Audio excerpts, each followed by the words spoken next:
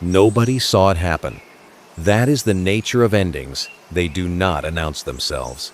They simply are, and then the world is different, and people spend the rest of their lives trying to understand when the turning point was. For Umuna, the turning point was this. The moment Adaeze ascended, the forest exhaled. The golden light that had pulsed through the roots of the great baobab dimmed. Not died, dimmed. Because a guardian is not just a protector. A guardian is a seal. A living, breathing lock placed across something ancient and patient and very, very hungry.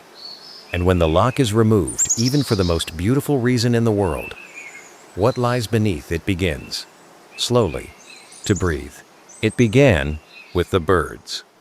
On the 43rd morning after Adaeze and Chinedu's spirits ascended, the birds did not sing, not one. The forest stood in a silence so absolute it felt physical. Old Mama Chineyer set down her cup. Her eyes did something she had not allowed them to do in 40 years. They were filled with fear. By noon, the hunters returned from Aho 2 hours early, empty-handed. Then, they found the goats. 16 of them across 3 compounds dead. No wounds, no blood, no sign of struggle. Their pupils had changed, diamond-shaped, bright as embers, like the eyes of a serpent that had never been a goat. She did not arrive. She simply appeared. One moment, the crossroads near the old Iroko tree was empty. The next, a woman stood there, still as stone, her face marked in chalk-white patterns nobody in Umuna could name. She called herself Nkechinyere. She said she traded in herbs and roots. She was lying about almost everything except her name. Chief Okonkwo crossed the market and stood before her. Her eyes were the color of deep water, the kind where light does not reach. She told him the seal had not broken yet, but it was cracking. And what lay beneath had a name. The elders of the Serpent Clan called it Oyi. Oyi. The waiting dark. It did not destroy it, dissolved. Stories, names, the memory of faces. Every village it unmade ceased to exist, even in memory, within a generation. Let me tell you what was never taught in the open. Before Adaeze, before the Covenant, the waiting dark was already here present, the way gravity is present, invisible, immovable, certain. The first people to settle this land called it Oyi, Oyi, and they built nothing permanent until the Serpent Clan offered a trade. We will bind it with the blood of our guardians. In exchange, you will protect the grove. The people agreed, and for longer than any record could count, the covenant held.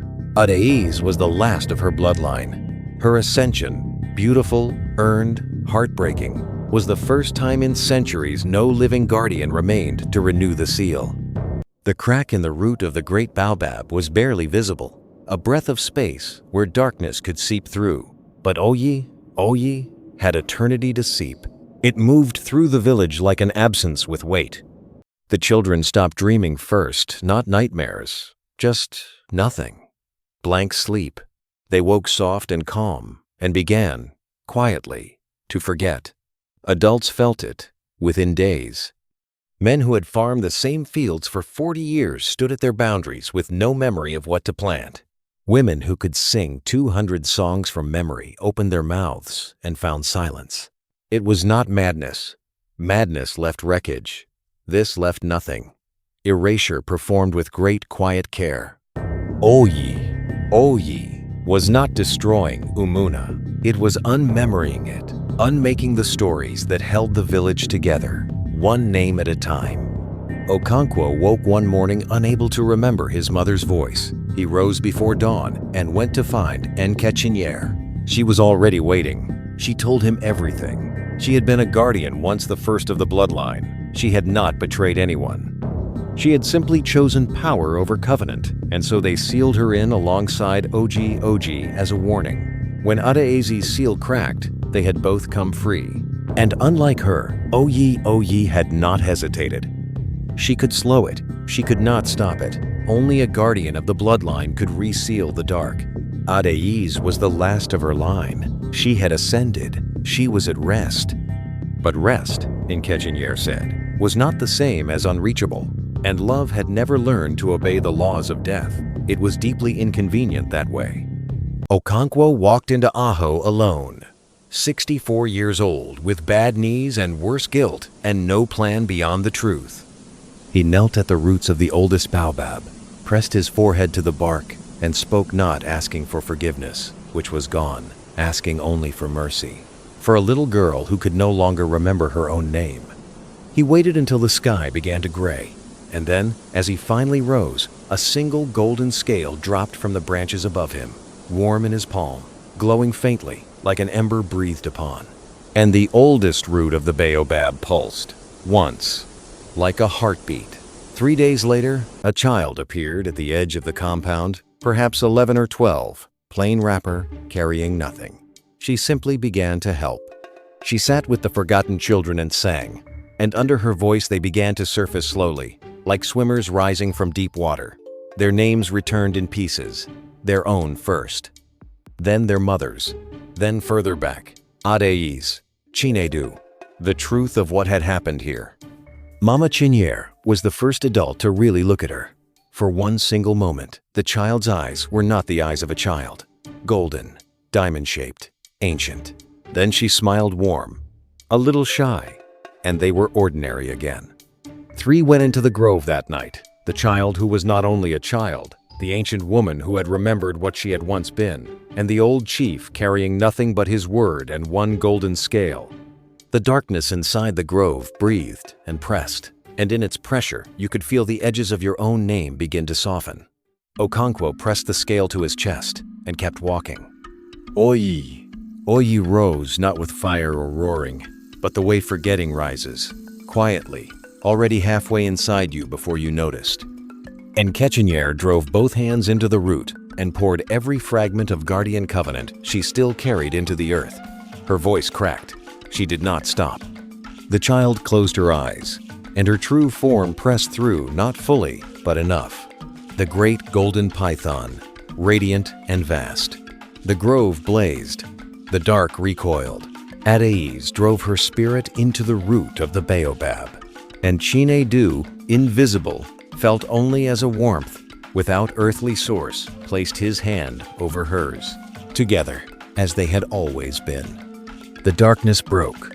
Oyi fell back, bound now not just with blood and covenant, but with something it had never encountered in all its centuries of waiting.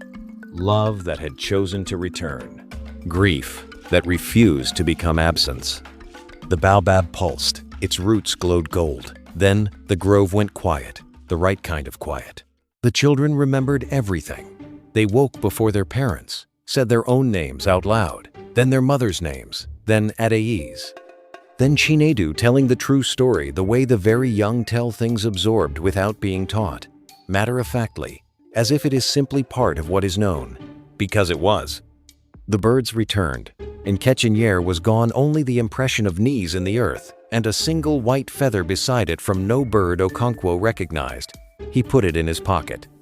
The child was still there, eating a bowl of ogi in the early light, with the focused contentment of someone who had earned breakfast.